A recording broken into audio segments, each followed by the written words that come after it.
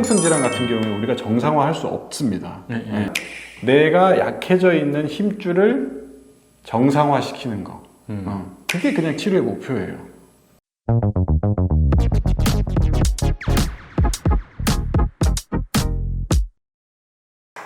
안녕하세요. 닥터정비서 정형외과 전문의 박준식입니다. 안녕하세요. 닥터정비서 정형외과 전문의 박민석입니다. 네, 안녕하세요. 네, 오늘은 저희가 과사용 증후군 혹은 과사용 손상이라고 하는 거에 대해서 말씀을 좀 나눠보려고 하는데요. 과사용 손상 뭐죠? 과하게 많이 사용해서 그렇죠. 문제가 생긴 경우를 말하죠. 그냥 많이 사용해서 생기는 질환의 모든 거를 다 그렇게 부르기도 하죠. 그렇죠. 정형외과에서 이제 다치지 않고 아파지는 거의 대부분은 퇴행성 질환 혹은 과사용 질환, 이것도 그냥 두 개가 거의 전부가 아닌가 싶을 정도로 많은 포션을 차지하고 있습니다.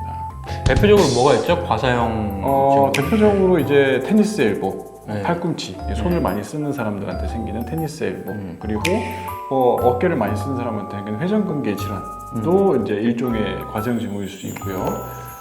그리고 뭐 무릎뼈 힘줄염, 무릎에 생기는 염증, 그리고 손목에 생기는 염증, 손가락에 생기는 인대 염증들, 이게 다 과사용이라고 하는 거는 뼈나 연골을 많이 사용하는 게 아니라 인대, 건을 많이 사용을 해서 생기는 질환들, 힘줄을 많이 그렇죠. 사용해서 힘줄을 많이 사용해서 생기는 질환들이라고 봐야죠. 그냥 힘줄을 사용하는 모든 질환을 다 그냥 과사용 증후라고 보면 돼요. 대표적으로 많이 생기는 부위가 있죠. 그렇죠. 팔꿈치도 그렇고 여기 첫 번째 여기 엄지손가락 신장근이 있는데 여기 뒷계래병이라고 하죠. 여기도 그렇고 또 무릎뼈 앞에 있는 굵은 이제 힘줄 슬개건에 생기는 슬개건염도 그렇고 족저근막염도 마찬가지. 족저근막염 어떻게 치료하나요? 물론 디테일한 건 조금 다를 수 있겠지만 전체적인 그 병의 진행 과정과 병이 생기는 원인 이런 것들이 다 동일하기 때문에 그 큰 틀에서는 사실 치료 방법이 거의 같다고 봐야 됩니다. 맞습니다. 뭐냐면 내가 약해져 있는 힘줄을 정상화시키는 거. 그게 그냥 치료의 목표예요. 뭐 어떻게 정상화시켜요? 사실 이제 퇴행성 질환 같은 경우에 우리가 정상화할 수 없습니다. 나이가 젊어질 수 없는 거, 이제 피부가 더 내가 아기 때 피부로 돌아갈 수 없듯이 연골과 뼈는 원래대로 돌아갈 수 없죠. 근데 손상된 이제 힘줄은 원래대로 돌아갈 수 있기 때문에 저희가 그걸 목표로 하고 있는 거죠.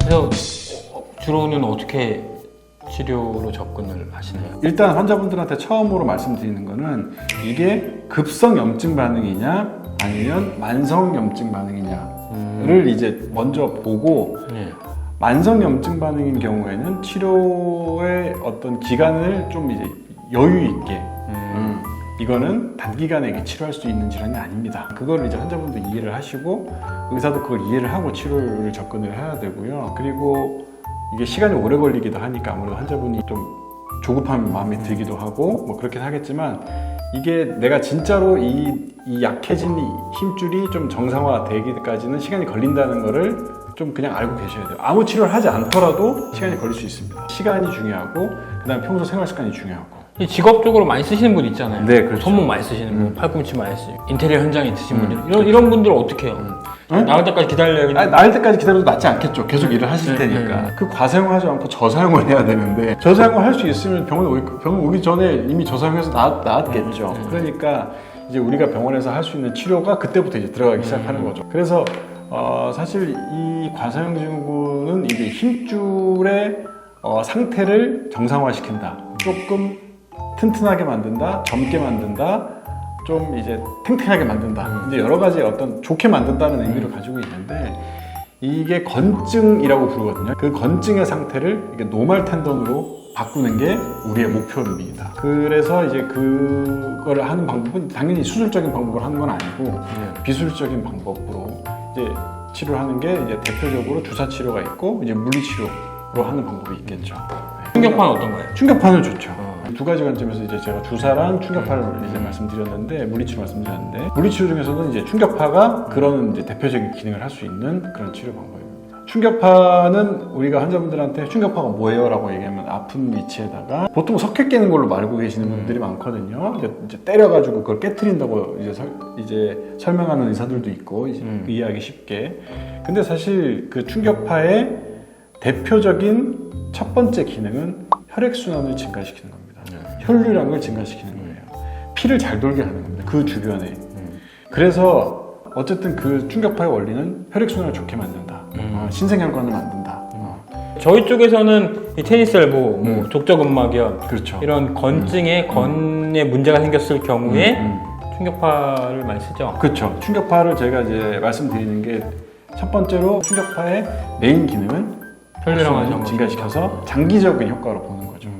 그렇기 때문에 충격파를 이제 만약에 이게 만성염증이고 길게 봐야 된다고 한다면 충격파 치료를 시작을 했을 때 어느 정도 내가 꾸준히 이거를 받아야겠다고 생각을 하고 치료를 받으시는 게 좋습니다. 아니, 저는 환자분들이 이거 많이 물어보시는데 뭐 그러면 충격파를 얼마나 자주 해야 돼요? 얼마나 많이 해야 돼요? 사실 그거는 정해져 있는 게 없죠. 프로토콜이 있으신지 프로토콜이 따로 있지는 않습니다. 뭐 주로는 어느 정도 간격을 두고 뭐